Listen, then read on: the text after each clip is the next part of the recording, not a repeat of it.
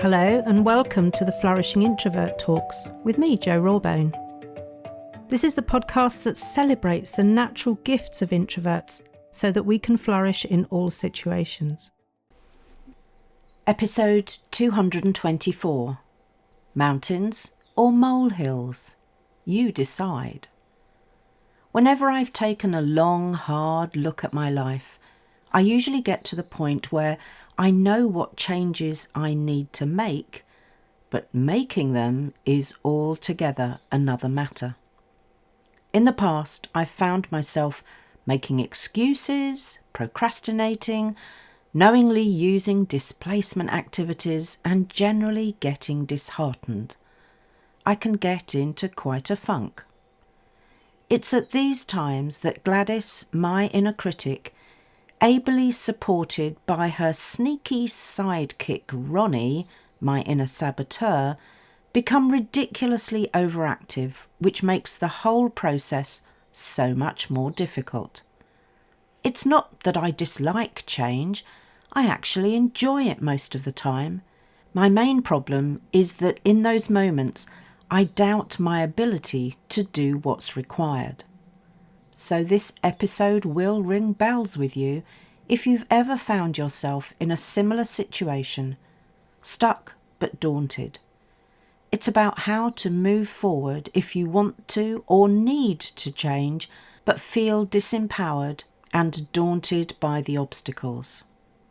The title reflects our tendency as introverts to overthink and catastrophize. If you've not encountered that term before, Catastrophising is a cognitive distortion where someone magnifies the importance or implications of a situation, making it appear much worse than it actually is. Ring any bells?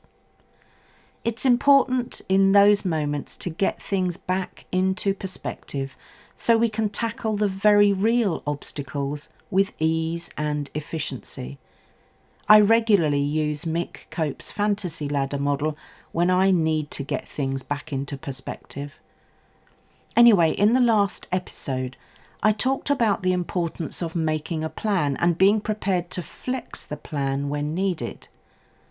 Part of any of my plans includes anticipating the obstacles I'll face in a pragmatic rather than dramatic way so that I can be prepared. I learned this from my time as a project manager, robust risk management being one of the things that keeps a project manager on the front foot. It's this pragmatism that I bring to bear when facing obstacles in real time, so that I'm able to stop myself from dropping into a doom spiral. I hardly need tell you that limiting and self-limiting beliefs play a big part in doom spiralling. I had to create my own process when I realised I wasn't dealing too well with the obstacles on my path. I searched for helpful articles and pretty much drew a blank. After all, I wanted more than accept it, it happens to us all, and meditate on it. I'm a pragmatist, remember? Let me take you back to my very late 20s. I knew I had untapped potential and was ready for a new challenge. As I've already said, I rather enjoy change, so far from being fazed by it, I often look for it. I saw a job being advertised within my organisation, British Telecom as it was then, for a TQM trainer. That's Total Quality Management, in case you've not come across that before. The role was at the first level of management and would be a step up from my engineering technician role. Now, I'd never heard of TQM at that point, so I inquired what the role really entailed and was told, "Oh, don't worry about that, as if you're the right person, we'll train you." Well, I was worried. How would I be able to prepare? I like to be prepared, but after a lot of consideration, I put my concerns to one side and I decided nothing ventured, nothing gained. I really had nothing to lose. I would still have my original job and I knew there would be other promotion opportunities in time.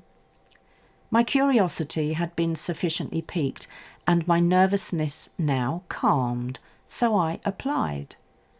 I remember some of my colleagues at the time criticising me for applying, as they had been at my level for longer than I had. But I applied and they didn't, so when I got called for an interview, they were far from pleased. I remember buying an unstructured navy suit, it was the late 80s after all, and off I went into the unknown.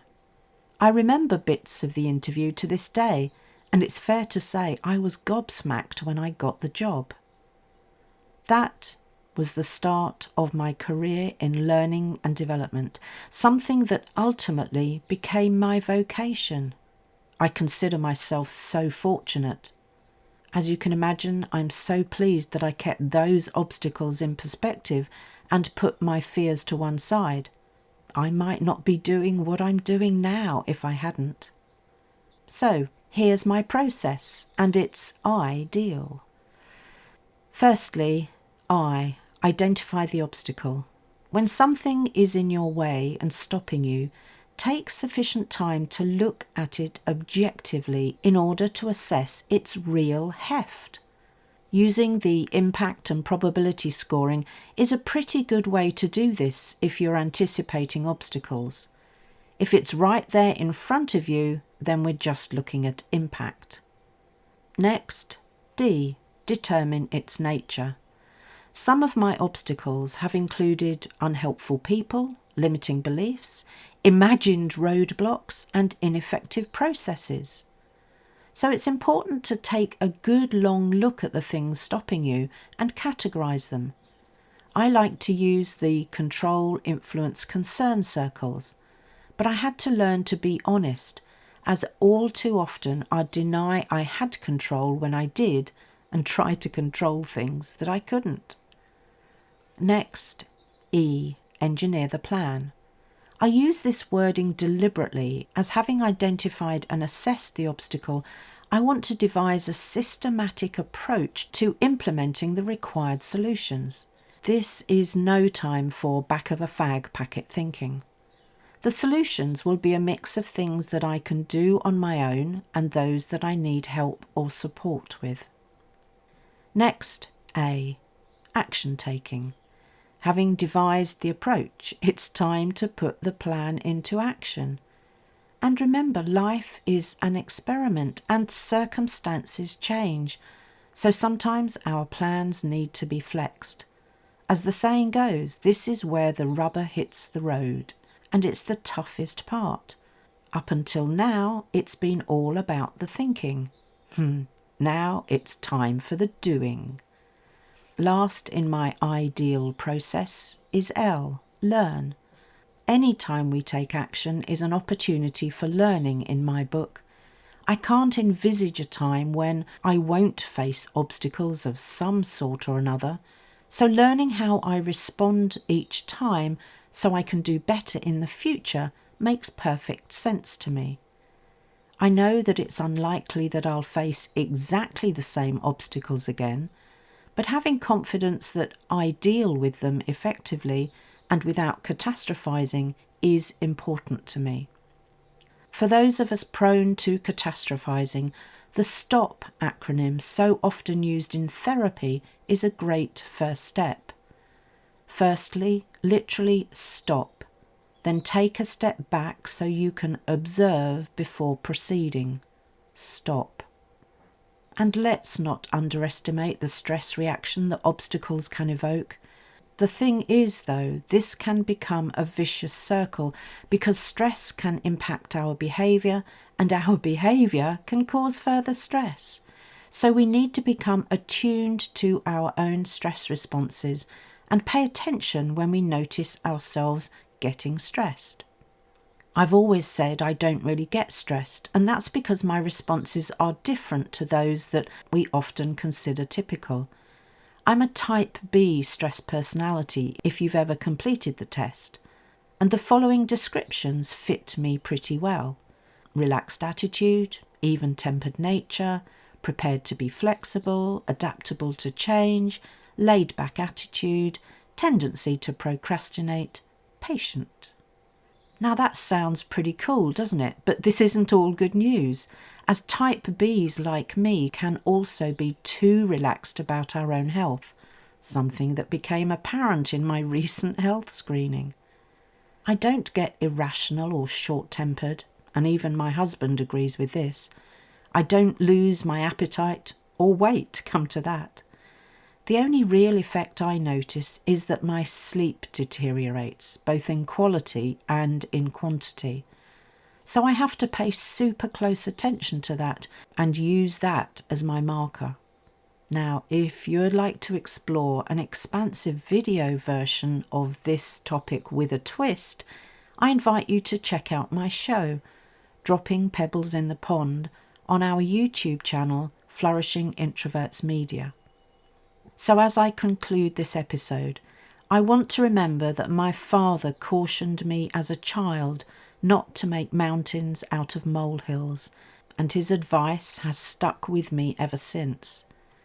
As a result, I learned that mountains are often not what they seem, but if they are, then they can be climbed one step at a time.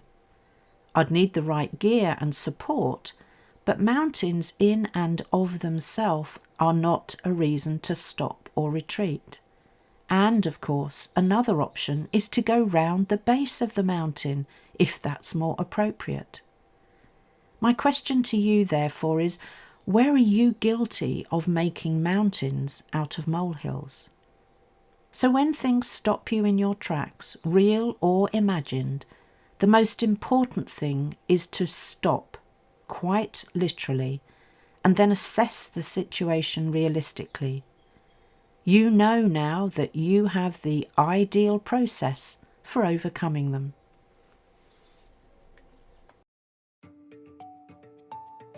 If you enjoyed this episode as much as I did, then please subscribe, rate us and leave a comment, because we know that helps other people find the podcast. And if other people find us, other introverts can flourish. You are listening to an Intentional Media Production podcast.